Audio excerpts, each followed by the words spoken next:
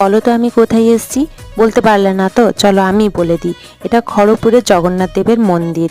এই মন্দির প্রাঙ্গণ এতটাই সুন্দর, যদি তোমরা ঘুরে দেখতে থাকো মনে হবে যেন পুরীরই জগন্নাথ দেব দর্শন করছো। পুরীরই জগন্নাথ দেবের মন্দিরটি যতটা সুন্দর ঠিক ততটাই সুন্দর এখানকার এই মন্দির।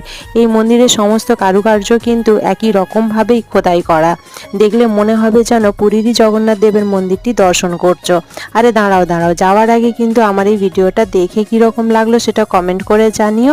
আর লং ভিডিওটা দেখার জন্য কিন্তু আমি আপলোড করে দিয়েছি, তোমরা লং ভিডিওটা দেখে কমেন্ট করে জানিও কীরকম লেগেছে। আর তোমরা কিন্তু সাবস্ক্রাইব করতে ভুলো না। সাবস্ক্রাইব করার সাথে সাথে একটা লাইক করে দিও, কারণ তোমাদের একটা লাইক কিন্তু আমাকে অনেকটা মোটিভেট করে, তাই তো করবে কিন্তু। চলো এবার আমি বাড়ি যাই, তোমরাও কিন্তু আমার লং ভিডিওটা দেখে এসো, পুরো জগন্নাথ দেবের মন্দির দর্শন করে এসো। তোমাদের ভালো লাগবে আর ভালো ভালো কমেন্টের আশায় রইলাম কিন্তু আমি। চলো বাই বাই, টেক কেয়ার।